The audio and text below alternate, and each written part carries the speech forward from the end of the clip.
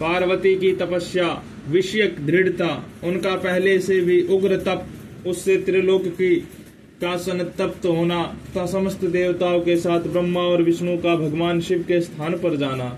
ब्रह्मा जी कहते हैं, मुनीश्वर शिव की प्राप्ति के लिए इस प्रकार तपस्या करते हुए पार्वती के बहुत से वर्ष बीत गए, तो भी भगवान शंकर प्रकट नहीं हुए। तब हिमाचल, मैना, मैरू और मदरांचल आदि ने आकर पार्वती को समझाया और शिव की प्राप्ति को अत्यंत दुष्कर बताकर उनसे यह अनुरोध किया कि तुम तपस्या छोड़कर घर को लौट चलो। तब उन सब की बात सुनकर पार्वती ने कहा, पिताजी, माताजी तथा मेरे सभी बांधव, मैंने पहले जो बात कही थी उसे क्या आप लोगों ने भुला दिया है? अस्तु, इस समय भी मेरी जो प्रतिज्ञा है उसे आप लोग सुन ले। जिन्होंने रोष से कामदेव को जलाकर भस्म कर दिया है, वे महादेव जी यद्यपि विरक्त हैं, तो भी मैं उनको तपस्या से उन भक्त वत्सल भगवान शिव शंकर को अवश्य संतुष्ट करूंगी। आप सब लोग प्रसन्नता पूर्वक अपने अपने घर को जाए, महादेव जी संतुष्ट होंगे ही, इसमें अन्यथा विचार की आवश्यकता नहीं है। जिन्होंने कामदेव को जलाया है, जिन्होंने इस पर्वत के वन को भी जलाकर भस्म कर दिया है, उन भगवान शंकर को मैं केवल तपस्या से यहीं बुलाऊंगी।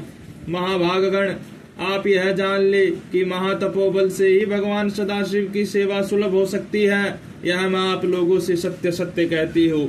सुमधुर भाषा करने वाली पर्वतराज कुमारी शिवा, माता मेनका, भाई मैनाक, पिता हिमालय और मंदरांचल आदि से उपयुक्त बात कहकर शीघ्र ही चुप हो गई। शिवा के ऐसा कहने पर वे चतुर चालाक पर्वत, गिरिराज, सुमेरु आदि गिरिजा की बारंबार प्रशंसा करते हुए अत्यंत विषमित हो जैसे आए थे वैसे ही लौट गए।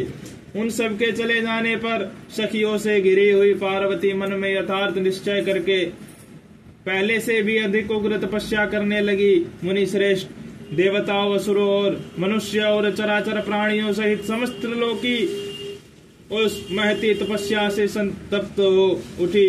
उस समय समस्त देवता, असुर, यक्ष, किन्नर, चारण, सिद्ध, साध्य, मुनि, विद्याधर, बड़े बड़े नाग, प्रजापति, गुहक तथा अन्य लोग महान से महान कष्ट में पड़ गए, परंतु इसका कोई कारण उनकी समझ में नहीं आया। तब इंद्र आदि सब देवता मिलकर गुरु बृहस्पति से सलाह ले बड़ी बेहालता के साथ सुमेरु पर्वत पर मुझ विधाता की शरण में आए। उस समय उनके सारे अंग संतप्त हो रहे थे। वहां आ मुझे प्रणाम करो। सभी व्याकुल और कांतिहीन देवताओं ने मेरी स्तुति करके एक ही साथ मुझसे पूछा, प्रभु, जगत के संतप्त होने का क्या कारण है? उनका यह प्रश्न सुनकर मन ही मन शिव का स्मरण करके विचार पूर्वक मैंने सब कुछ जान लिया। इस समय विश्व में जो दाह उत्पन्न हो गया है वह गिरिजा की तपस्या का फल है। यह जानकर मैं उन सब के साथ शीघ्र ही क्षीर सागर को गया। वहां जाने का उद्देश्य भगवान विष्णु से सब कुछ बताना था। वहां पहुंचकर देखा भगवान श्री हरि सुखद आसन पर विराजमान है। देवताओं के साथ मैंने हाथ जोड़कर प्रणाम पूर्वक उनकी स्तुति की और कहा, महाविष्णु, तपस्या में लगी हुई पार्वती के परम उग्र तप से संतप्त हो हम सब लोग आपकी शरण में आए हैं, आप हमें बचाइए, बचाइए। हम सब देवताओं की यह बात सुनकर शेष शैया पर बैठे हुए भगवान लक्ष्मीपति हमसे बोले। श्री विष्णु ने कहा, देवताओं, मैंने आज पार्वती जी की तपस्या का सारा कारण जान लिया है, अतः तुम लोगों के साथ अब परमेश्वर शिव के समीप चलता हूँ। हम सब लोग मिलकर यह प्रार्थना करेंगे कि वे गिरिजा को ब्याह कर अपने यहाँ ले आए। अमरो, इस समय समस्त संसार के कल्याण के लिए भगवान से शिवा के पाणी ग्रहण के लिए अनुरोध करना है। देवादिदेव पिनाकधारी भगवान शिव शिवा को वर देने के लिए जैसे भी वही उनके आश्रम पर जाए, इस समय हम वैसा ही प्रयत्न करेंगे। अतः परम मंगलमय महाप्रभु रुद्र जहाँ उग्र तपस्या में लगे हुए हैं वही हम सब लोग चले।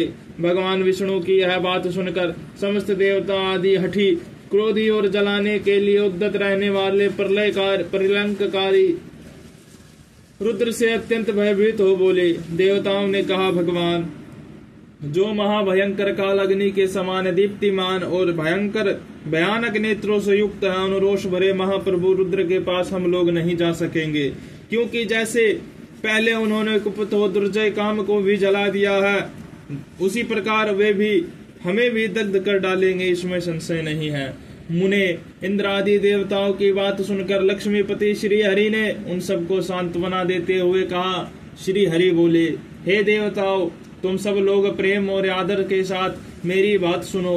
भगवान शिव के देवताओं के स्वामी तथा उनके भय का नाश करने वाले हैं। वे तुम्हें नहीं दग्ध करेंगे। तुम सब लोग बड़े चतुर हो, अतः तुम्हें शुंभु को कल्याणकारी मानकर हमारे साथ सबके उत्तम प्रभु उन महादेव जी की शरण में चलना चाहिए। भगवान शिव पुरा पुरुष, सर्वेश्वर, वर्णीय, परात्पर, तपस्वी और परमात्मा स्वरूप है, अतः हमें उनकी शरण में अवश्य चलना चाहिए। प्रभावशाली विष्णु के ऐसा कहने पर सब देवता उनके साथ पिनाकपाणी शिव का दर्शन करने के लिए गए। मार्ग में पार्वती का आश्रम पहले पड़ता था, अतः उन गिरिराज नंदनी की तपस्या देखने के लिए विष्णु आदि सब देवता कौतूहल पूर्वक उनके आश्रम पर गए। पार्वती के श्रेष्ठ तप को देखकर सब देवता उनके उत्तम तेज से व्याप्त हो गए। उन्होंने तपस्या में लगी हुई तेजोमयी जगदम्बा को नमस्कार किया और साक्षात सिद्ध स्वरूपा शिवा देवी के तप की भूरी भूरी प्रशंसा करते हुए वे सब देवता उस स्थान पर गए जहां भगवान वृषभध्वज विराजमान थे।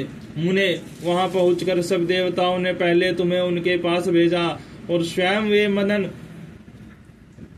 दहनकारी भगवान हर से दूर ही खड़े रहे। वे वहीं से यह देखते रहे कि भगवान शिव कुपित हैं या प्रसन्न। नारद, तुम तो सदा निर्भय रहने वाले और विशेषतः शिव के भक्त हो, अतः तुमने भगवान शिव के स्थान पर जाकर उन्हें सर्वथा प्रसन्न देखा। फिर वहां से लौटकर तुम श्री विष्णु आदि सब देवताओं को भगवान शिव के स्थान पर ले गए।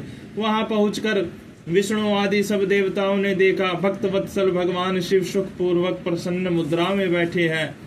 अपने गणों से घिरे हुए शंभु तपस्वी का रूप धारण किए योग पट्ट पर आसीन थे। उन परमेश्वर रूपी शंकर का दर्शन करके मेरे सहित श्री विष्णु तथा अन्य देवताओं, सिद्धों और मुनीश्वरों ने उन्हें प्रणाम करके वेदों और उपनिषदों के सूत्रों द्वारा उनका सत्वन किया।